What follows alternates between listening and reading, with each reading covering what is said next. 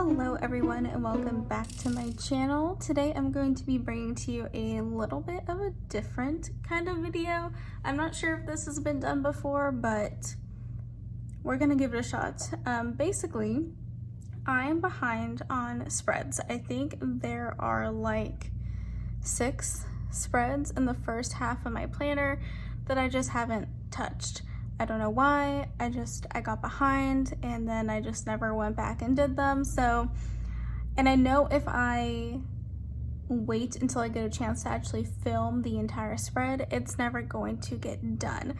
And I need to have these spreads done before the end of the year because I want to do a bunch of like planner wrap-up type videos for you guys, and I can't do that if my planner is not complete. So I thought for today's video, I would just put down the base of the spread for a couple of them just to give me like a head start so I can get going on filling out these spreads.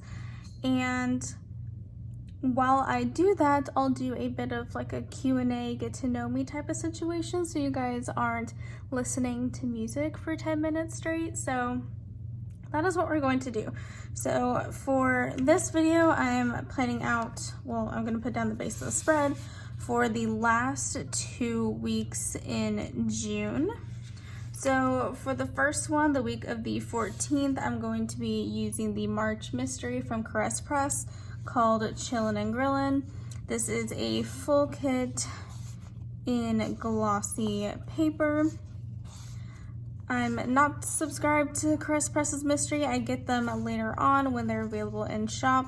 So I did get the 15mm and then the fashion options. And then I'm going to be pairing this one with gold from, looks like mainly SPC. And then for the next week, which is the week of the 21st, I'm going to be using this kit from Glam Planner. It was one of her mysteries. I don't remember if it was a seasonal mystery or a monthly mystery, but this is the one we're gonna use. It's like a pink ice cream shop kit, and I thought it was really cute. So yeah, that is what we're using for that one.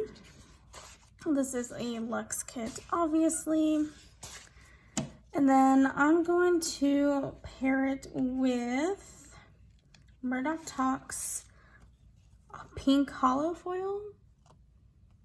I guess that's what we're doing. Yeah, I don't know how it's gonna look, but we're gonna give it a shot. So yeah, I'm gonna go ahead and start putting down these bases, and then I'll be back in just a second as a voiceover to start answering some questions. Okay, so let's get started with the Q&A. I have a few questions to answer. Hopefully they take up the entire time it takes me to put down the bases, and then I'll be back in real time to sort of wrap up the video. Anyways, so the first question I got was, if you could only shop at one planner shop for the rest of your life, which would it be? Easily SPC, Scribble Prints Co. I feel like they are a one-stop shop.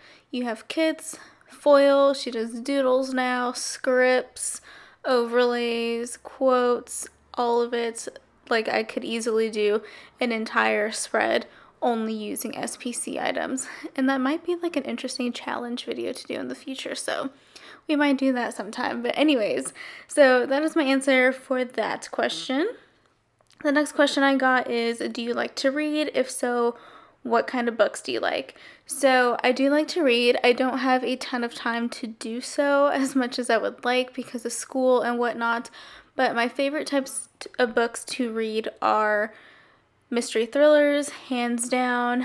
I do read other stuff occasionally, but mainly mystery thrillers, murder mysteries type of thing. Like, that's definitely high up on my list. Some of my favorite books, Where the Crawdads Sing by Delia Owens is my #1 favorite book right now. And then a couple others, Not a mystery thriller, but The Seven Husbands of Evelyn Hugo is 10 out of 10. And both of those books are being adapted either into a mini-series or a movie in the next year or two. So highly recommend you guys read them so you can watch the adaptation when it comes out. The next question I got is, what are some of your hobbies outside of planning? So the only true hobby I have that I seek out and I look forward to doing every so often is wildlife and bird photography. I think it's been a couple years now since I was able to save up enough money to buy my DSLR and lens, and ever since then I've really been enjoying going out into nature and shooting birds and wildlife. Right now, where I am in this college town, there's not a whole lot of places that I can even go, and I honestly didn't even bring my camera up here with me. I left it at my parents' house, so I really only shoot right now when I'm back home. We have some man-made wetlands where my parents live and a nice big river that goes through the city, so plenty of opportunities and parks to go to shoot some wildlife, so that is what I enjoy doing.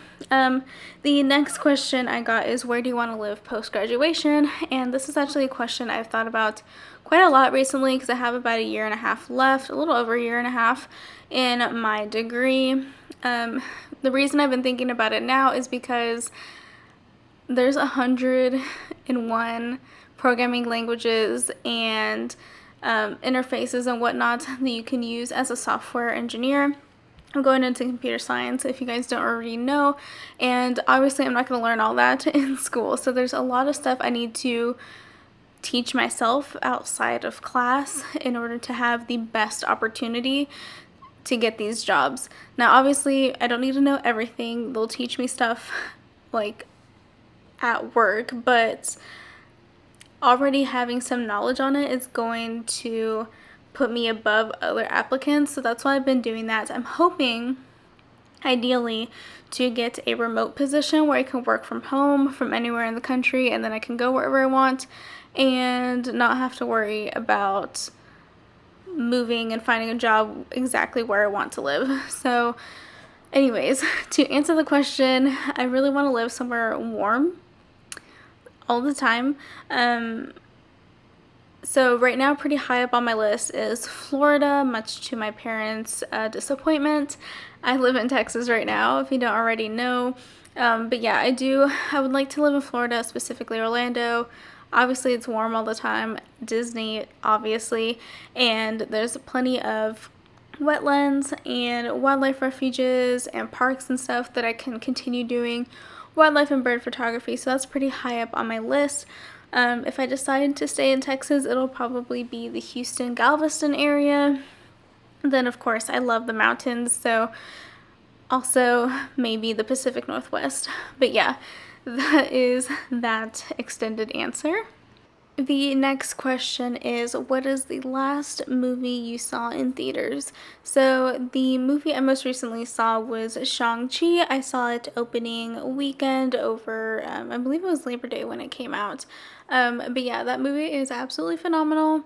Probably one of my favorite MCU origin stories. If I'm being completely honest, like it was really, really good. And they picked the perfect person to play Shang-Chi. Simu did an amazing job, so highly recommend watching it if you haven't already. Prior to that, I watched Black Widow in theaters, and that was my first movie, like seeing it back in theaters since COVID. And honestly, pre-COVID, I couldn't tell you what my last movie was. Like, probably another MCU movie. Like, for the most part, I'm okay with like waiting until stuff is available on streaming services and on like Redbox and stuff like that, unless it's a Disney or Marvel movie. That is what my priority is for watching things in theaters. So yeah, that is that question. And then the last question is, how did you get Winnie? Which, if you guys don't know, Winnie is my dog. I talked in one of my recent videos how I got Figaro, which is my cat. But if you guys missed the plan with me where I talked about Winnie, prior to transferring schools and moving into my current apartment, I worked at a vet clinic for a couple years, and this past March, I believe, someone brought her in as a stray. He found her at the construction site that he was working at just down the street from the clinic. We scanned her for a microchip. She didn't have one, and she was super skinny, and we asked the person to take her to the shelter because obviously vet clinics can't take in every single stray that people bring in off the street, and he refused. He basically said that if we did not take her, he was just going to dump her back where he found her. So I volunteered to bring her home. We have 4 dogs at my parents' house. My parents have 3 dogs, and then my sister had 1 dog. So I was like, what is 1 more dog? It'll be fine. So I took her home. I spent in the state of Texas, I don't know if it's the same everywhere, but in the state of Texas, you're required to give an owner 72 hours to claim their pets before you can rehome them, keep them, whatever it is you want to do. So I gave them the required 72 hours. I posted them on every single Facebook group I could find. I drove around the area where the man said he found her to look for flyers, and nothing. And she had partially painted nails and a sock that was cut up to fit her as a sweater when they found her. So she obviously had an owner at one point, and they were not very interested in finding her because all they had to do was get on Facebook and they would have found her. But anyways, after a week, I got attached and I got her vaccines and got her spayed, and I kept her. So yeah, that is how I got Winnie. But anyways, that is it for the Q&A portion, so let's go back to real-time me so that we can wrap this video up. Okay, so there we go. We have the bases down for 2 spreads. Hopefully this will encourage me to do the day-to-day sooner rather than later. Definitely need to do it in the next couple of months though, so I can start filming my flip-throughs and favorite stuff for the end of the year. So yeah, anyways, I actually really like the foil color with this kit. I wasn't sure about it at first because it is like a pink hollow, but I actually really like it. And then I also did something a little bit different with the bottom washi.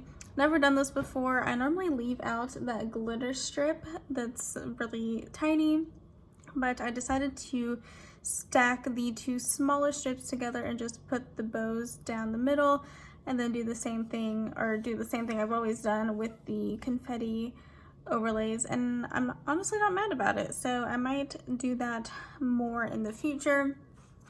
So that is that spread, and then of course we have this one. If I'm not mistaken, this is the week of Father's Day, I think. So if that's the case, I picked out the perfect spread for that. But yeah, I also really like this one. The gold fits us perfectly. I don't remember if gold was the color, the foil color that originally came with this kit, but it works out. So yeah, I hope you guys enjoyed this video. If you guys liked it, maybe I'll do another one in a month or 2 for the rest of the spreads I haven't done, but we shall see. And as always, I'll have all of the shops featured in this video in the description box down below. And please do not forget to like, comment, and subscribe, and I'll see you guys next time. Bye!